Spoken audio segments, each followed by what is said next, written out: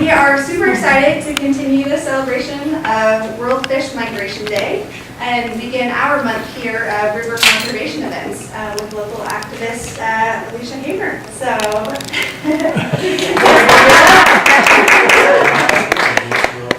thank you also to Landis Hudson, who's around here, for coming and showing the beautiful main rivers display here of all the work that is being done in our local communities.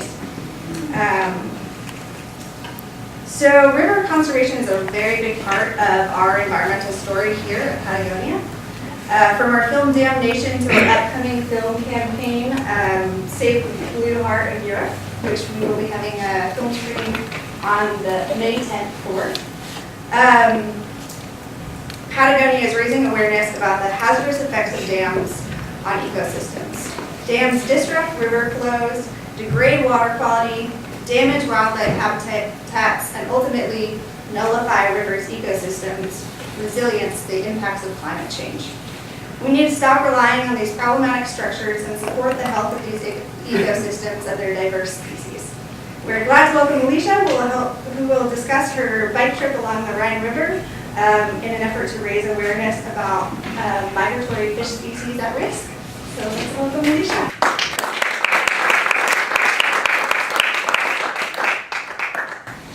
So as far as I know, this is the last time that I'm going to do this presentation unless other opportunities come up. And I gave the talk last night for a watershed group in Massachusetts. And at the conclusion, there was kind of a heckler in the back. And he said, I thought this talk was going to be more about fish. You're talking about a bike trip. So maybe I should just preface this evening with a show of hands. Who wants more focus on a bike trip? And who wants more focus on fish? And of course, I'm going to blend them together. So let's just for fun. Who came really to hear about a bicycling adventure? And who wants to know everything there is to know about migratory fish and their opportunities and their, okay, that's equal, perfect, thank you very much. I'm totally prepared to cover both, yay. So I live in Brunswick. I used to work for a local land trust, the Kennebec Estuary Land Trust, which is based in Bath. An estuary is the blending of the fresh and the salt water near the mouth of a river, and it's a place of extreme abundance and a lot of wonderful habitat for juvenile species. In my case, the Kennebec Estuary was also where the Naquassic Stream met the Kennebec River, and that small stream is, it goes up into Woolwich. It has quite a short span and a small watershed, although we were able to prove that it had great importance for the restoration of the ground fishery in the entire Gulf of Maine, because there's an active alewife run on that small stream. And so this town of Woolwich, who the municipality actually has ownership of the fish that come up, they lease out every year the right to harvest the fish, and the same family for over 60 years now has won the right to do the harvest. And it's a great example of blending sustainability with the production and the consumption of a resource and a wild catch, a wild harvest. And just for a little bit of perspective, the fish that I'll talk about more here is particularly the alewife or the river herring. It's a migratory species. They run from Florida to Newfoundland. Maine is the only state left with a harvest, a legal harvest. This species continues to kind of teeter on the edge of endangered species listing because there's just not very many left. And the reason for that is overfishing, pollution, and in large part what we'll see here about the barriers that they're encountering and trying to make this migration between the saltwater system and the freshwater system to live out their life cycle. So it felt like a really special situation for me to be on this small stream, part of a much larger ecosystem, feel the importance of these few fish to a much bigger picture. And it's what captivated me. And has anyone had a chance to go to Naquassic Stream or to Damariscotta Mills? Who's seen an alewife? Have you had a chance to count alewives and participate? Whoa, There's an eager beaver who happens to be my husband in the back row. But I encourage you to do that, and I'll share some information at the end about how you can participate in witnessing what I claim to be one of the world's great migrations, and a chance to see an abundance of a wild species. And other than black flies and mosquitoes, we really don't have an abundance of a lot of wild species anymore. So it's really special. What was the third one? Ticks. Oh, thank you. Great. All three things to be excited about. To count fish at Naquassick Stream or other places, you can't help but become a cheerleader. Like your feet often lift off the ground as you're saying, go fish, go fish, go fish. And it's a way for us to engage citizens, to engage communities in the process of ecological restoration through chances to do that counting. So the Show Me Your River tour was born last spring when I went to the Nature Conservancy office in Brunswick and said, I've got 5 weeks available this summer. I've got a bike and I know how to ride it, and I want to advocate for migratory fish. Which river would you like me to spend my summer on? And my contact at the Nature Conservancy, some of you may know Josh Roy, he is part of an international collective called the World Fish Migration Foundation. And so he kind of ran my question up to the foundation, which is based in the Netherlands, and said, we've got this girl on her bike in 5 weeks in a river, and where should she go? And the question trickled back down to Brunswick, how about the Rhine River? And I thought that was perfect because I had already purchased a guidebook, the Rhine cycle route. And for those of you who may have had a chance to cycle in Europe, it's an incredibly bike-friendly place. My route ended up being about 1,500 kilometers, maybe all but 200 were on a dedicated bike path with signposts. And so in addition to this in English guidebook, which is different than other trips I did, we can pass this around if you'd like, I had a really safe and enjoyable route.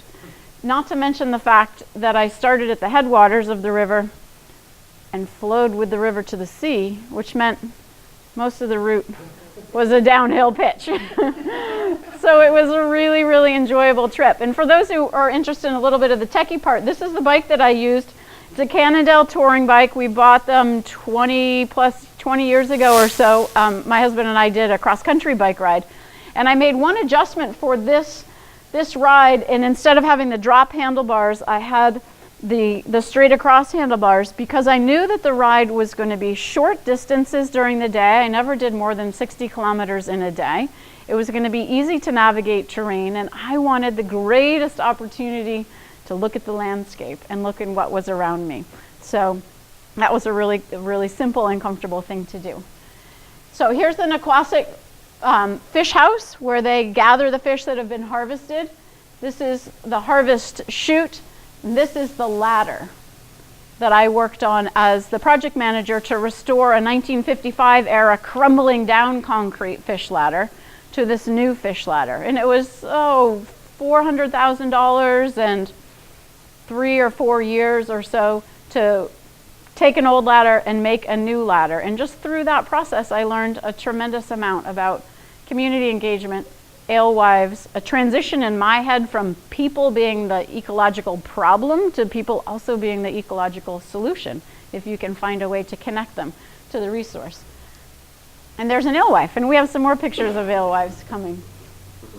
The reason I did the tour along the Rhine was to promote free access for migratory fish, but to also promote this particular day of awareness represented by this t-shirt and the slogan, Happy Fish, and that's the World Fish Migration Day.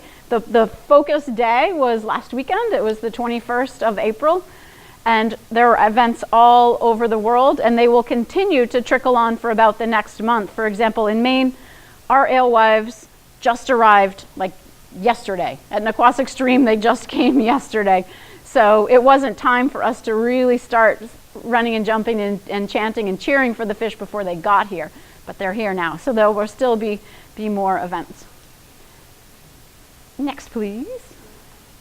So here's the alewife. And I use the term alewife and river herring interchangeably. A river herring is sort of an amalgam of two species, being the blueback herring and the alewife. And they look very similar. And I've read some neat accounts from fishermen who are definitely old salts and know a lot about fish. And even they say it's hard to tell them apart, particularly after they've been out of the water for 10 or 15 minutes and they start losing their coloration a little bit. So river herring is the combined term for this species. They're a schooling fish. Their ecological function is to be food for many, many species, from the groundfish species like the cod, which are commercially important and really the founding of our nation. Many people could make that claim. To inshore species, I mean, going up to Naquasset, you can see osprey diving, you can see seagulls diving, you see eagles. And it's one of the few times when we have an abundance of food that a species like the bald eagle will congregate, and you'll have more than one in a place. And last season we saw 8 eagles at one time in the trees around the fish ladder, and that's pretty spectacular to see. I've seen snapping turtles sitting, on the edge of the fish ladder, waiting to snatch a fish. The man who runs the harvest has a whole bunch of firecrackers that he'll throw off periodically to get the seagulls to move off of the schools of fish. But just imagine a mass of fish, a schooling fish, and that feature of the fish also makes it very easy for them to be over-harvested, because if there's a commercial fisherman out at sea casting their net, you can get an entire population in a sweep.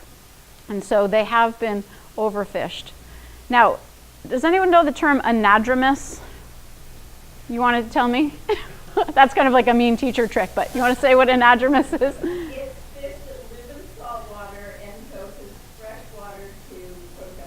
Absolutely. Thank you very much. So anadromous species live most of their life until their sexual maturity, 3 to 4 years old, in the saltwater environment, and then they need to navigate into the fresh water. Now, how are they going to do that? They're going to find their way to the mouth of a river using the sense of smell, which I never could really envision how a fish smells, but they do. They smell different pheromones in the water, and they're working their way up to their natal stream. And unfortunately, time and time again, we have put barriers in their way in the form of dams, small industrial era dams, or small like mill pond dams from a farmer, larger industrial era dams from something like Fort Andros in Brunswick, massive hydropower facilities like you see out in the Pacific Northwest or the Connecticut River, or some of the ones that I saw on the Rhine. Barriers also come in the form of a culvert that goes under the road. Anytime we have a crossing of a road and a stream, we need to have the stream pass under the roadway, and that's often in the form of a culvert, and those culverts are often too small for fish to pass through, or they have been installed in such a way that as the water is rushing through, it's scouring down underneath and creating too much of a leap for the fish to get from the stream, leap through the culvert, wiggle their way through the skim of water that might be in there, and continue on up out of the way. So probably in terms of quantity, most of our barriers are in the form of culverts, particularly here in New England. So here's a bit about the life cycle of the alewife in our ocean environment. Moving into the river environment, will grow to maturation, start migrating to the spawning areas. We're here in the estuary, the blending of the fresh and salt water. Then we move all the way into the fresh environment, lay the eggs, incubate, and emerge back into the ocean. So on the Pacific, the variety of salmon that you have there, they die after spawning. Most of them, that's their last effort in life. Here, the Atlantic salmon, as well as the alewives, the sea lamprey, I have a poster here of many of the other species, the shad, they will spawn, and then the mature will head back downstream, tumble their way down the fish ladder, leap over the dam, however they have to get back downstream, back out to sea. And then the young will grow, and in our case, if the fish are coming in to spawn now, probably late August into September is when the juveniles will head back out to sea. Thousands of them at a time, and that's really neat to watch. So here's the situation that we have in Maine. This is slightly old data, and maybe Landis can, no, hasn't gotten any better. All of these chicken pox on the state of Maine are a barrier to the fish trying to get from salt to freshwater. And this is a neat diagram. To me, it's just creating such a simple image of some of our major river systems, the Androscoggin going right through Brunswick, the Kennebec where I was working in Bath, and each black bar is a dam or a barrier, significant barrier on the system. So it's significant. It's a really troubling system. And for all of the effort that's been talked about for restoring the ground fishery in the Gulf of Maine, you can't bring back the big fish until you bring back what they eat. And you can't bring back what they eat until you take out some of these barriers. So this pile of squiggly multicolored spaghetti is actually the Eurovelo bicycle network. And this is where we start our bike tour. Has anyone had a chance to do a bike tour in Europe? Did you have a chance to travel along one of these networks? Did you follow a mapped route identified like this? I think it's the most amazing example of international cooperation to have thousands of kilometers of networked bike trail. And you could head from the Arctic Circle following this route here all the way down to the tip of Italy. That would be a pretty great trip, right? I don't have the entire list showing on this screen, but this goes from 2 to 13. I was number 15, the Rhine River route, right along in here. And so each one of these routes has a website. You can get a variety of different materials to help you prep for the trip. And I was able to follow this symbol, the 15 with stars around a circle on the signs as I traveled. Each route has its own visual identifier. So I'll come to this slide a few times through the talk so we can kind of follow and see where I am. But essentially I started at the headwaters of the Rhine River in a place called Lake Thoma up in the Swiss Alps. I went through Switzerland in this lovely circuitous route following the river. It makes a big hook through Switzerland, kind of spilled out into the Bodensee, which is a lake, bordered on one side by Germany and on one side by France. And then I came down, well, there was a little sliver of Liechtenstein and like a lunch stop in Austria. And then I'm in Germany for a big chunk of the time in Germany, and from Germany into the Netherlands. And the Netherlands we'll see later on, but that's the delta of the Rhine. And you can see how the main stem here splinters into many different outlets trying to reach the sea. So let's start up at the top of the Alpine Rhine. This is my bike packed in a box and my belongings in a duffel. Again, for the how-to, you want a duffel that's really able to compact because you've got to put your belongings in there to check it on the airplane, but then you have to squeeze your duffel and fit it in your pannier at the end. So there's no rolling suitcase possibilities here. The scariest part of the whole trip for me was converting that cardboard box into a functioning bicycle. And I arrived in Zurich at 6 in the morning and just got a cappuccino and took a deep breath and said, I have all day to figure this out. And an example of the hospitality and the kindness that was showed to me throughout the entire trip, a woman in uniform who was managing the luggage area for the airport came over and said, essentially, hey honey, do you need any help there? My sister knows all about bikes. I can give her a call. And I said, well, give me a chance. It's nice to know I got a backup. I was able to figure it out. And then as I was preparing to leave, she said, wait, where are you going? Who knows you're here? What if it doesn't work out? Take my phone number. And throughout the whole trip, that kind of let me help you. And I don't think it's because I was a woman traveling alone. I think there was a sense of curiosity they had about my expedition, but also just a desire to participate in some small way. Okay. The bike was put together in the baggage claim area of Zurich Airport. Just envision yourself with a fully loaded bike at Logan. What happens next? It's a mess, right? But not from Zurich. There was a marked bike trail getting me from the airport, and within 15 minutes I was on this lovely gravel path and I'd found my first fish passage barrier. Okay, how long did it take you to build? Oh, probably 3 hours. That included the coffee and a little bit of changing money and a little time to commiserate. But I had practiced a couple times before, and I took it apart minimally. You saw my box was pretty big. So I really just took the pedals, the handlebars, the tires. I had to pump up the tires, and then take everything out of the duffel to pack the panniers appropriately. You can time me. I could probably get it faster next time. One of the tools that I used, a smartphone is really helpful to have, and I used 2 different apps for navigation. Well, Google Maps was helpful, but this one, the Swiss Mobility app, has this amazing drop-down feature that you can pick the mode of travel that you would like to use, which ranges from hang gliding to mountain biking to hiking to road cycling, and I think they have a few other really interesting ones in there, and then where you want to go, and they'll show you the routes to get there. It's a really, really slick and like Swiss precise tool. I'll show a screenshot of another tool that I used in the Netherlands that is a different but equally effective route that gets you off into the sort of the corners, the beautiful spots, the least direct but most attractive routes. I used a currency converter tool. I used Google Translate, was a neat one. And then I have a GPS tool that I used periodically as well. So from Zurich, I took a train to the town of Andermatt in the 5 weeks.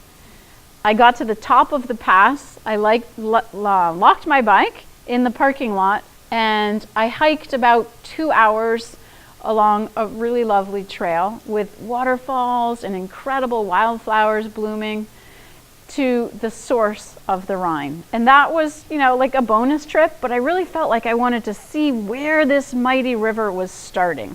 And as with many rivers, there's tributaries, there's multiple sources feeding into it. But this Lake Thoma, we can go to the next one, is considered the official source of the Rhine River. And it's just pristine, cold, clear, spectacular. And I was able to hike down and jump in, and that was sort of the baptism for the start of this expedition. And then I got to ride down the pass on the other side. And the brakes, thankfully, had come together pretty well. So that was just so fun to do. Slow and steady. It was the end of the day. The light was low. And as I was going down, I passed 2 groups of cyclists, fully lycra'd, beautiful colors, just hammering their way up. And that's probably their, end of the afternoon. Let's go for a ride to get up to the top of the pass. One of the elements that was important to me was to see the different character of the river as it moved from its source to its outflow in the sea, assuming that as it passed through these different countries, as it passed through different terrain, different communities, it would take on different shapes, and people who lived along it would have different relationships to the river. So to me, this is the wild and free. And then about 10 kilometers downstream, I hit my first dam. But something about that still seemed tranquil. It's a hydropower facility, but here's this Swiss man out there. It's about 7:30 in the morning. He's got his fishing rod set up, a comfortable chair, this lovely picnic with his coffee and his thermos, and his wife is taking a little nap in the sun here. There's something so civilized about that. As with here, we're having diminishing snow pack, therefore diminishing melt water, therefore diminishing volume of water in the river to run through these turbines to create power for Switzerland. And so they're working on ways on how to balance their power generation. And one of those ways is to put in big pumps to pump the water back upstream and let it run through the turbines a second time. They don't have the volume to create the energy that they wanted, so they're trying to use the same amount of water and cycle it through a couple of different times. So they're creating some big holding pools, and they'll pump the water back up and then send it through again. I think they buy electricity at night to run the pumps when it's peak. Yes. And they use it to generate expensive power during the day. Absolutely. Yeah, I did read about that. I didn't have a chance to speak to anyone about that, but that's what I was able to read. Okay. This was the next day. on the bike trip. A second aspect of the river, going through this area called the Rhine Gorge. And has anyone heard of couch surfing? Warm showers? Have you heard of that network? They're both free hospitality networks for travelers, and that's how I did my accommodations. I would try to book in advance, but you never really know where you're going to be. So 24, 48, sometimes 36 hours out, I would say, can I stay with you? And you create a profile online. So I describe myself as, trying to be a combination of safe but still a little bit curious, and you'd want to have me there. And I can also put what my hospitality requirements or requests are. I'd like to stay with a family or a woman. I would like my own room. This is what I can offer in exchange for the bed that you're going to give me. That was usually a bottle of wine, and I traveled with my gardening gloves and would try to work in their yard and do some cleaning up. But I'd stayed with a family the night before this scene, and the husband and the wife were both foresters. And it was a neat aspect of forestry that I'd never encountered here in Maine, in that their sole focus was avalanche protection and avalanche control, to make sure there were enough trees in the right places to prevent the snow from coming down too fast on the communities. And they had twin 4-year-old boys and a 1-year-old, and I thought, why did you ever agree to take a stranger in like the craziest hour of night, just in time for dinner? And they lived in this beautiful village high up on the mountain, and they said, we don't get out much anymore with all these kids, and so we host so that we can bring people to us.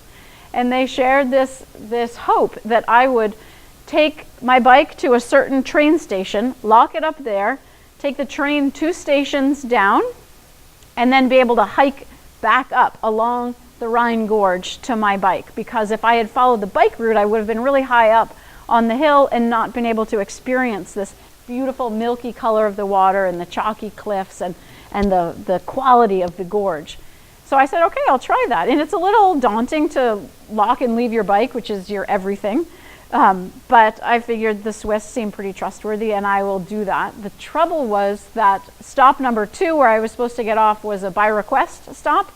And I didn't hear that because I was not speaking the Romansh version of Swiss German that they were speaking in this region. And so the next time the train stopped was stop number 3, which was 10 miles down the line and too far for me to walk back. So I came out and was looking a little dazed and confused, and we were right down in the bottom of this valley here, and there's 2 buildings. And one looked kind of like a train station office. There was a man behind a computer, and he had timetables and posters of information that kind of looked touristy. And I went in to speak to him, and it turns out that the space was actually a canoe kayak expedition kind of school and guide service. And he also got enough bumbling tourists in there to be able to tell you the train schedule. But he was curious about me, and I was curious about how he interacted with the river. And he flipped his big Macintosh screen around, and he showed me his version of the river, all of the hydraulics. He had the best lines to run. He had the release information from that dam upstream that I had shown. And so he had this playful component, like this really joyous, like, this is an adventure. And then he kind of had a twinkle in his eye, and he said, if you can figure out how to get back to your bike and bike it back to me by 1:30, I'll put you in a raft and you can go down the gorge. I've got a group of students coming. So it's like, I got to figure this out, of course. And I was able to navigate around, got back down to the facility. They gave me kind of a nod of like, all right, good job. But sorry, the school group was canceled. The kids were misbehaving. The teacher didn't think they deserved the raft trip anymore. So it's not going. And I was like, okay. I really did not want to have to climb back up the hill to the main roadway there. And then the 2 guides who were going to take these kids out, they came over and they said, we're still on the clock. We're getting paid for the day. Let's go out on the river. Instead of rafts, let's go in kayaks. And so we took this double kayak and a single, we loaded them on the train, went right back up to the station where I'd left my bike and been too many times already that day, but then pulled the kayaks out, put them on a luggage cart, trundled through the street, and then were able to launch them on the side of the river. By that time, we'd been in this hot train in wetsuits for about 40 minutes. I was absolutely steaming. And one of the river guides said, drink. I was like, really? Like right from the river? She said, yeah, drink. You need to like imbibe, just take this river into you. You're starting this journey. And I thought, okay. And it was just a cool feeling. I felt kind of like a horse. And you put your mouth right down to the river and just like taking it in. And it felt so quenching and so great. And then we went downstream. And it was really, really fun. And the man who I'd met by accident getting out at the wrong train station, he kept in touch with me through my whole trip and introduced me to several other people who were canoe guides along the way. And I didn't have a chance to get out like this again. Most of it's flat water after this, but it was just nice to know that someone was paying attention to my journey and eager to have me have on-water experiences like this. Most of the route is like this. So in addition to our downslope, our spectacular signs, our safe no-car zones, it's just beautiful scenery. So I would invite any and everyone to try at least one part of this journey. It's such a neat way to take a bike trip. The downside here is that this is a pretty highway-looking stretch of river, right? Like we've lost our wild and free, we've definitely lost our playfulness. It's getting more into a work mode. The Rhine, starting in the 1800s, had been straightened and deepened, kind of made into a canal to facilitate transportation. When you straighten a river, you speed up the water that's going through that river, which means that you're not penetrating the aquifer as much, so they're losing some groundwater. It also means that it's flooding more quickly. So part of an international effort to rewild the Rhine, managed by the United Nations, is to take stretches like this, try to put a little bit of sway and bend back into the river, put some gravel bars in here. It's creating habitat. It's creating a chance for the water to slow down. It's renaturalizing components of it. And much of the gravel that's being used for this type of work is coming as spoils from the building of the Gotthard Tunnel, which is going from Switzerland to Italy, this massive transportation tunnel. Maybe you know, I can't remember if it's train and automobile or just train, but there's a tremendous amount of material. So these holding pools for the dams, for the water to have it run through the turbines twice, this type of restoration work, that's where they're getting all of the material to do this. They also had some neat interpretive signs, kind of memories of the past. There are no fish there now, certainly not sea run fish coming up this far, but they had panels that were in a variety of languages telling you about what used to be and explaining the rewilding efforts. So we've passed here, we've come through the Bodensee, we've gone along the Rhine Gorge, and now this stretch of the Upper Rhine is where we are in Germany. Excuse me. Yeah. You said there's no fish at all in the river? There's none of the migratory fish. But there is. Yeah, yeah. There are some other species, but not a lot. Really, there's not a lot of life left in the river at this point. I didn't include any pictures in this presentation of the Bodensee, but there is a special trout there that is, it migrates not from salt to freshwater, but to different parts, from the lake up into the streams. And so there has been restoration work done for that particular trout. But it's, that fisherman, I think he was there more just to spend a pretty sunny morning out there on the bank of a river without much expectation of catching. So we're in Basel, Switzerland. What I loved about Basel is the way they interacted with the river. We're back to a playful zone. It's not an industrial scene, it's not polluted, it's not scary. I didn't meet anyone who said that they would drink it, but what this map shows is in the red areas, people need to stay out because that is transportation. Basel is as high as barges can navigate up the Rhine, but the green is play. And this is what they do. You get a dry bag, and the dry bags are often given away by banks or different shops as promotional things, like you do a race and get a t-shirt. Here you're going to get one of these dry bags to do a Rhine swim. You put your t-shirt and your flip-flops in there, you blow it up with air, You tie it tight. You know, normally you want to squeeze all the air out of these when you're doing another type of trip. Here you're getting as big as you can. You grab onto it and you leap into the river. And there's a beautiful embankment here with a walking path. So there's many places that you can leap. And then you're chatting with your friends as the current brings you down through the city. And the conversation is sort of like, how many bridges do you want to do today? I've got time for 1 bridge. Let's go 4 bridges today. And then you climb out at a series of steps. There's a drink called a Radler, which is the typical Rhine swim drink to have. It's like lemonade and beer together, but it's really delicious and refreshing. And you put your flip-flops and your t-shirt back on and you hike back along this beautiful promenade to wherever you'd left your bicycle and started your expedition. So I used a feature of couch surfing to do a Rhine swim. I wanted to find a partner, someone to go with. And you can use something called the Hangouts on couch surfing. So I just put it out there. Who wants to do a Rhine swim this afternoon? I got a hit. Somebody and their son wanted to come. And so I had to wait for a while for them to meet me at the place where I was going to leap in, and had a chance to kind of watch the habits and the traditions of all the other people who were going in. And they'll just linger and chat and collect, and there'll be 2, there'll be 4, there'll be old women, there'll be young kids, there'll be after school, and then off they go, swimming down the stream. And I didn't see this type of frivolity and playfulness in other parts, and I thought that was a really neat custom. And it's also another opportunity for engagement with a natural resource, right? Like we can make bags that say Main Rivers and have people leap into the Kennebec in some places. The next stretch of river downstream from Basel, geologically there's a big drop.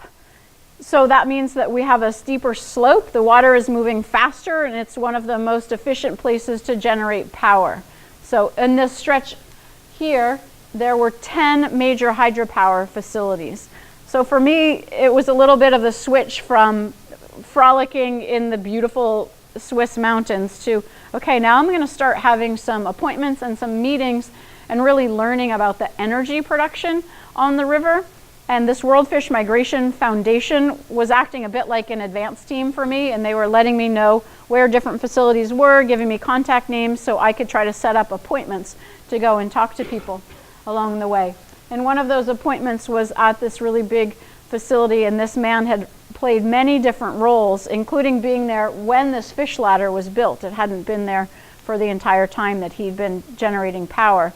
But the facilities would need to have an aspect for moving the boats through, so there'd be a lock, and then there'd be the hydro turbines, and then there'd be a fish passage component as well. So at least 3 functions would happen with each of these big barriers. If you go to the next slide, you'll see that they also, this was on a sort of a big plaza that was part of the area near the locks, and they had this neat poster with all the different species. And one of the things I tried to encourage him to do was like, this is a perfect place to put up a tent, have a band, have a party on World Fish Migration Day. Try to engage people in that day, use their facility, bring the community in. And he had told me that he'd just that week been in contact with the head of the school district in the nearby town, trying to figure out how to get kids there to take advantage of the space. But I think they were probably going to talk to them about how to make power from water. And now we're saying, like, why don't you also teach them about the species that live in the river and the fish that are there? The next place that I went was a boundary between France and Germany, another massive center that had a great educational facility there. And this was a poster of the construction that they were doing to try to enhance this entire river width, and incorporating an island in the middle. They have the hydropower here, they have the locks over here, more power production, and then the education facility is someplace in here. And they were spending €6 million to build a bike path, that was the yellow line, across this, and informational kiosks and centers and a cafe. And I thought, where could we ever get $6 million to build a bike path on top of a dam? But that was a nice allocation of resources. This was a viewing window.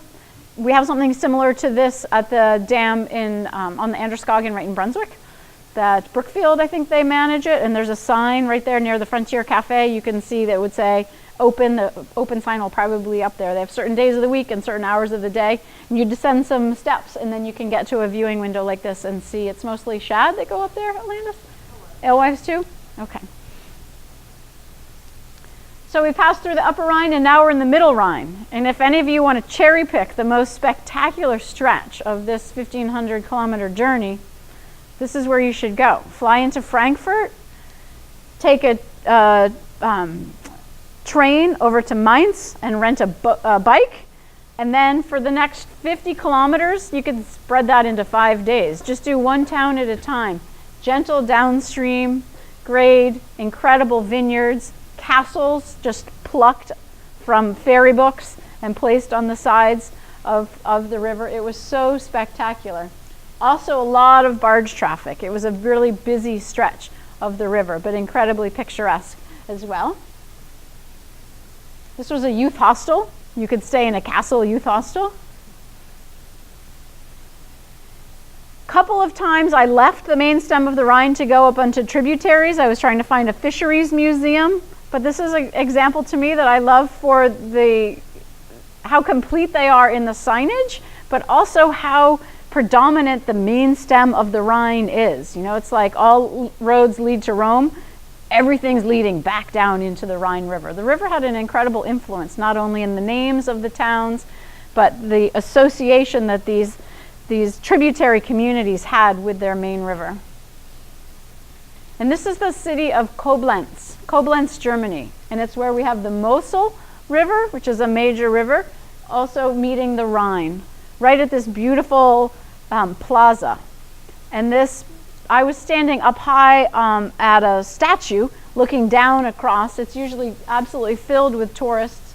Off to the edge over here is a gondola that would take you across the Rhine up to a fort on the bank on the far side. Those two investments of the rehabilitation of this plaza, the gondola, and this building, the Museum, which is again an environmental education center with this incredible architecture whose facade to me looks like the scales of fish, were all investments made about 5 years ago when the city of Koblenz spent 100 million euros to spiff themselves up, not for the Olympics or some other event that we might think of, but it was for the National Garden Show. And cities compete to host the garden show. They get a bunch of money from the government, they raise a bunch of money locally, and Koblenz was the first city who'd actually brought in more visitors and made more money than they had invested. But some of the relics I thought were spectacular. They chose to build an environmental education center to talk about fish. This was their fish ladder. They had done some restoration work to make it a little bit more naturalistic here. I met with the director. Oh, this is a fish ladder in Ipswich, Mass, just to show a comparison. These are pool and weir style designs. The director of the facility actually worked for a different part of the government, but this was sort of his pet project that he had been called in to help design it and create it. And he really lamented the fact that his office was in a different building. He wasn't here very often. They had sort of like this beautiful empty shell, and that there was a volunteer sitting at the desk downstairs to take a few euro from people as an entrance fee. But they had these lovely rooms ready to be filled with school kids, talking to them about the exhibits and about the rivers. And they didn't have any staff or any funding to actually do the education. So, you know, unlike many facilities that I've worked in where we have programming galore but no real great space to do it, theirs was the opposite. So that was a World Fish Migration Day opportunity, like to have an event at your credible site. Let's make some partnerships for you. This was one of the exhibits that I loved for just how explicit, graphic, and not prettied up. It shows a turbine. What happens when the eels go through a turbine? You get parts of eels. And this is their low-tech but current solution to that problem, is to hire fishermen, give them a stipend to net the eels, bucket the eels, dump them on the far side of the dam. When we do that, even at the Androscoggin site, that fish ladder and the viewing window that I was explaining, those fish go up. Many of them are pumped into a truck. and then driven to a different river system because there's not a lot of spawning habitat above that Brunswick Dam before you hit more dams in Lisbon Falls and above. So let's get them to a different system where they can be more productive. Another great feature in the city of Koblenz was the International Commission for the Protection of the Rhine. And that was another place where I had an official appointment. And there's 3 UN directives. So international agreements used and implemented at the local level for the management of the Rhine River. And there's biological restoration, so that includes the fish passage and the habitat. There's minimizing flooding. Goodness, what was the third one? Flooding, biology. I'm sorry, I'm forgetting what the third one was right now. Say again? Yeah, that easily could be one, but it wasn't one that came to my mind. I'm sorry, I'm forgetting right now. But what I loved about that, it seemed unique to the situations that I'd been in here, where we don't have any top-down biological restoration mandates.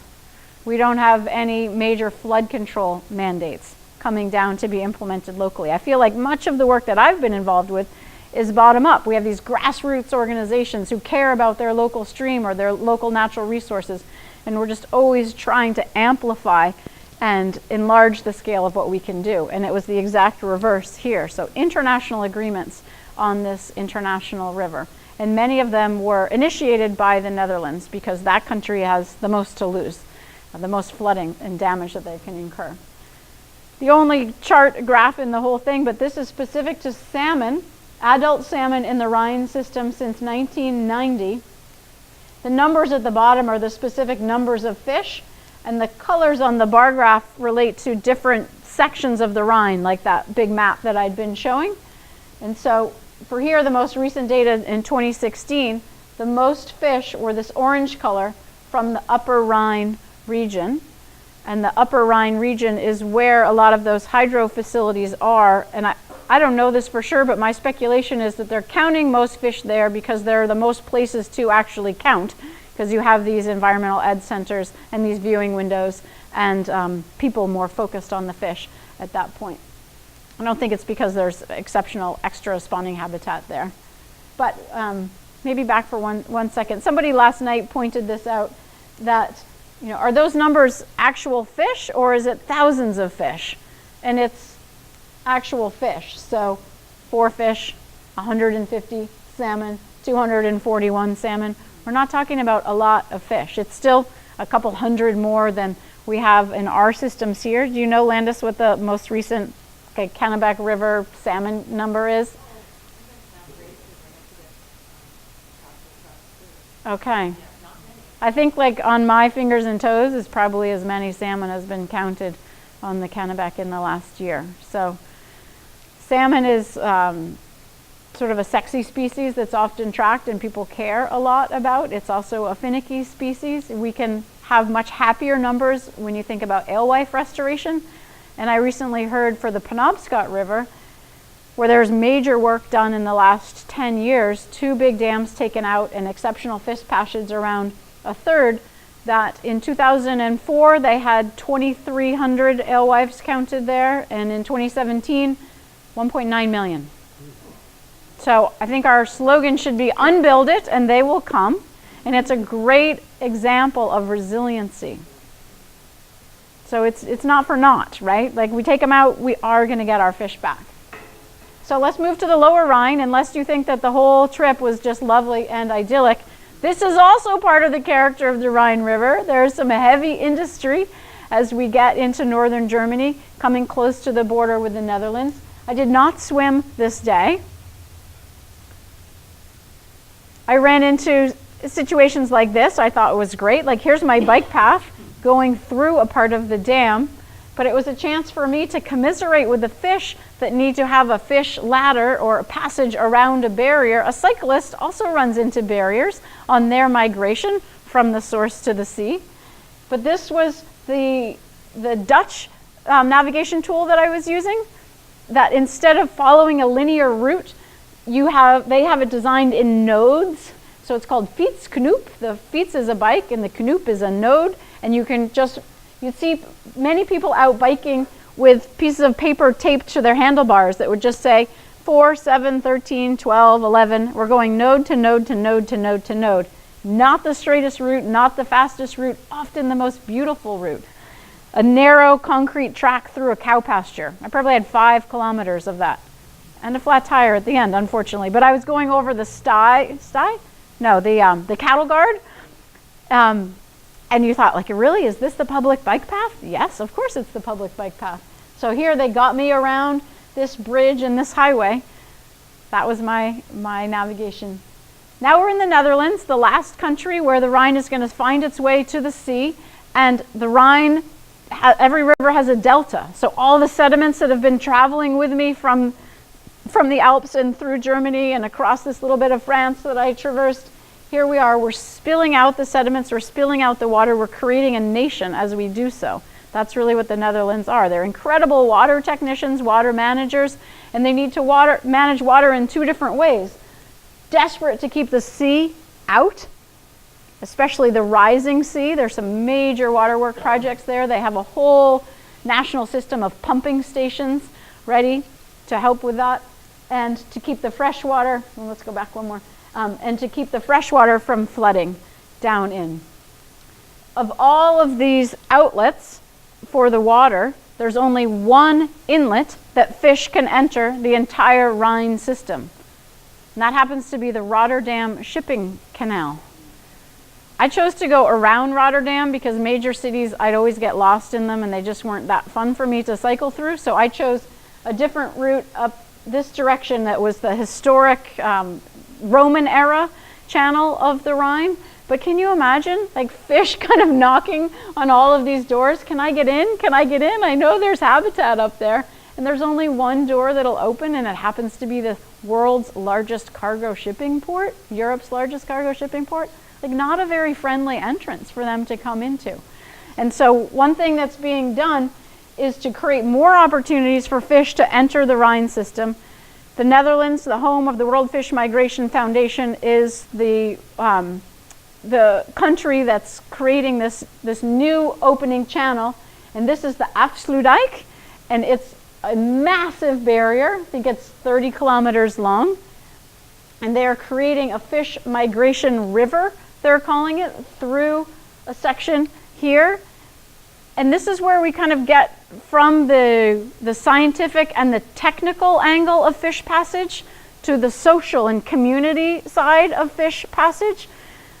Working in some communities, all evidence could say, take out that dam. It's not making any money. It's blocking the ecological function. It's crumbling. It's not safe. Except you'll have a few people who live in the impoundment up above a placid, beautiful pond, and they say, don't take out that dam. You're changing my view, my property values, my tumble.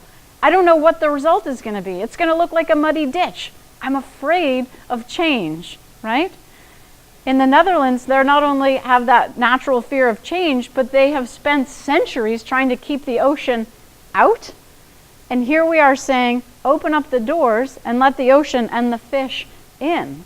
And that's a really difficult psychological barrier to break through. And so what has been constructed is this quite elaborate, unfortunately I don't have a picture, but it's a long entrance, like this long circuitous avenue that the fish will be traveling.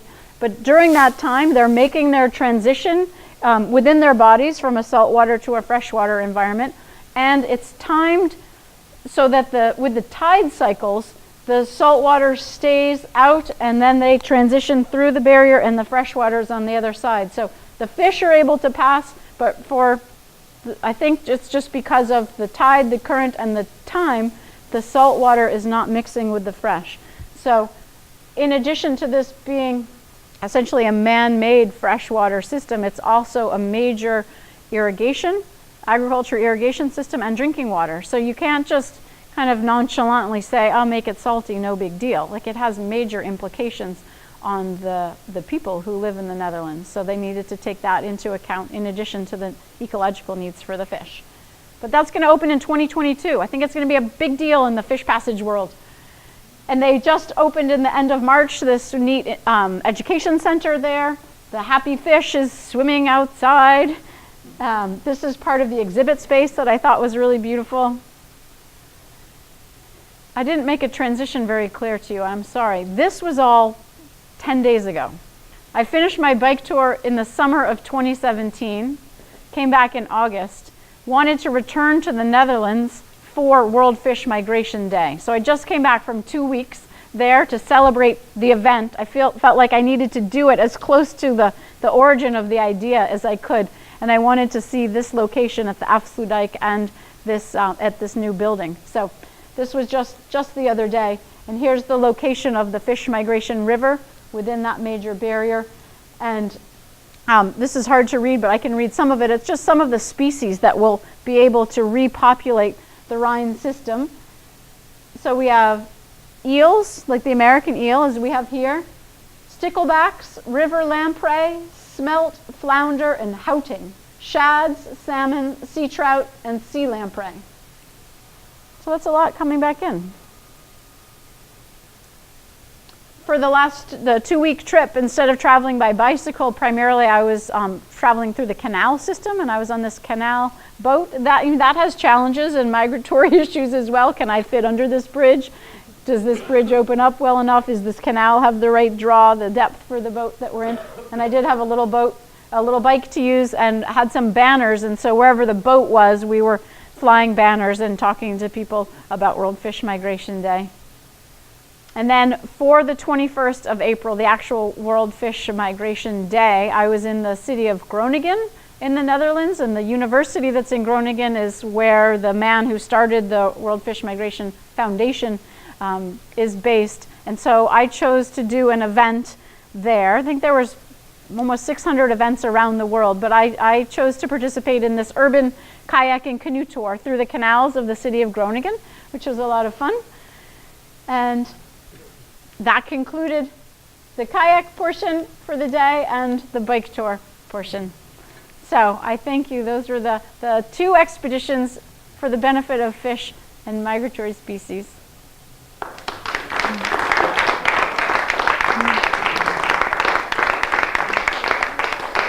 Absolutely. So I'd mentioned the World Fish Migration Foundation was helpful for me kind of doing advanced work. The Nature Conservancy also was great connection for me. And knowing that Patagonia was such a strong supporter of barrier removal, I came here and was invited to fill out a wish list of gear that I wanted for my trip.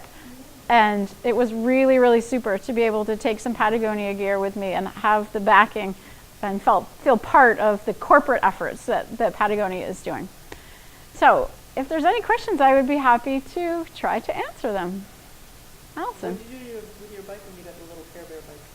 Oh, well, see, that's why I'm sorry that I wasn't clear in this. The summer 2017 trip, I ended up making it to the sea on this old Roman-era channel, and then I rode to Amsterdam and was able to ride right to Schiphol Airport. And they have a baggage room there where you can buy a box for €20.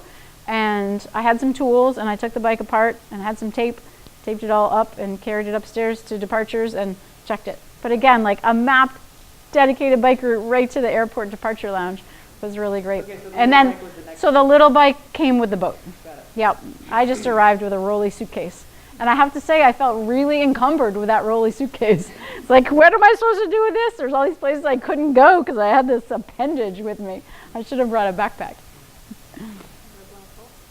Or a bone, yeah, exactly. I'm wondering if you've heard of something called whoosh. W-H-O-O. There's several O's, 2 or 3 O's.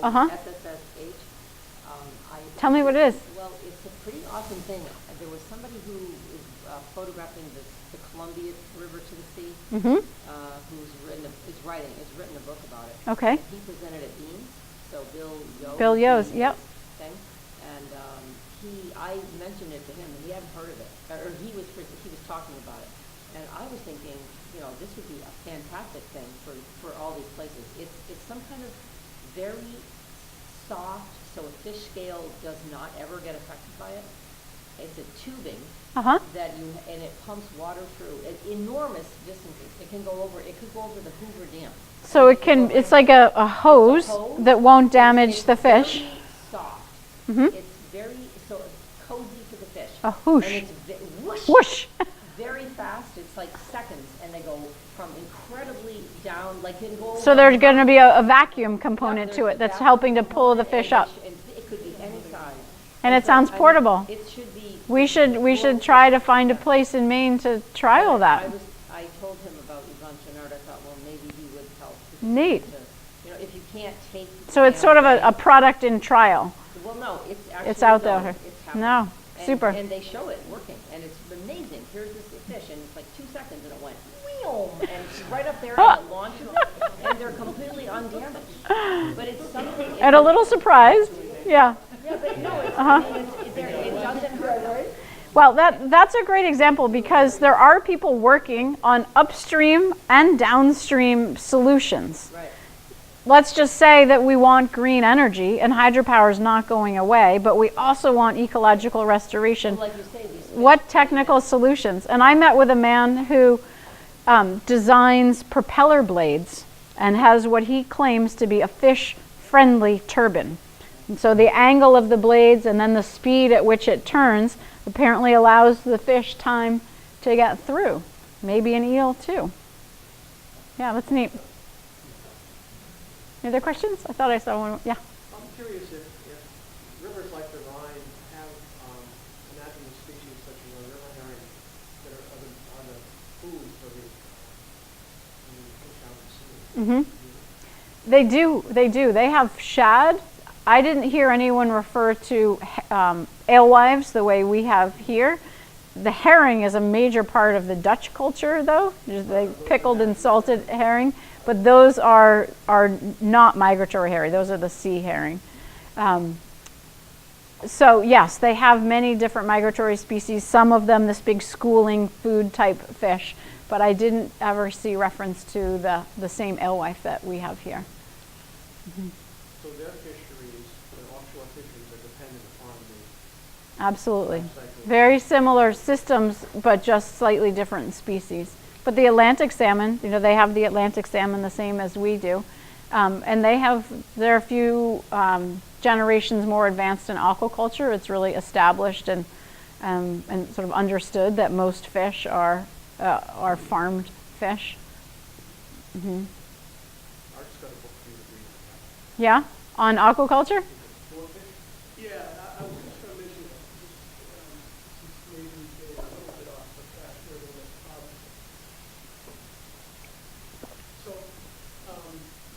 Earlier this year, Maine was applauding itself because we landed 2 salmon farms down east. And, we were cutting ribbons and we were announcing this great thing and how many jobs it's going to create and all that. But the issue with salmon farming is that it's not really sustainable and it's not really good for the planet in the sense that they're decimating the anchovy population off. I think they harvest them down in South America, and they just put them into a factory and they create little pellets. Pulverize them to feed the salmon. To feed, and they Foster ship it up Bay. to Norway, and now they'll be shipping them to northern Maine Yes. to feed these salmon. And it takes, and I don't know the exact numbers, but it takes like 30 or 40 pounds of anchovy protein to create 1 pound of salmon. So you can see that there's not sustainability there. It's Right, I think it doesn't benefit us to think about ecological restoration on a global scale. It really needs to be done on local Scales, and don't be species specific. Using the salmon as an example, there's a lot of money and a lot of attention that's been put toward restoration of the salmon, but don't be fooled into thinking that they're only trying to work on the salmon, because you can't bring the salmon back without all the other species that cohabitate and either rely on the salmon or benefit from the salmon. And salmon, as an example, like we have so few salmon, one of the great roles of the schools of alewife is the salmon can hide out in there, right? Like you're taking cover. The seagulls are diving down, the osprey, the eagles are coming, like chances are pretty good that an alewife is going to get taken instead of a salmon. So, that's one bit of protection. But we need to think holistically, but still on local ecological scale, and bring back the whole system instead of thinking of a particular species. And that means working on the land to working in the rivers. And I met with someone the other day who has an interesting partnership, the Down East Fisheries Partnership. I might not have the name correctly, but Maine Farmland Trust was part of the collection of partners in there. And I thought, that's interesting. How does Maine Farmland Trust fit in with the Down East Salmon Federation or other fisheries groups? And it was that Maine Farmland Trust is protecting so much land, and now they're working to manage that agricultural land and create really significant and important buffers, riparian buffers, along the stream corridors that bound many of these agricultural properties. We need that to reduce erosion. We need that to shade the rivers, to help create the correct temperature for the spawning. And so we really all need to learn how our ecological systems function and figure out the roles that we can play, whether you're a farmer or a fisherman or an ecologist, whatever you may be. Let's call it a night. I thank you so much for coming.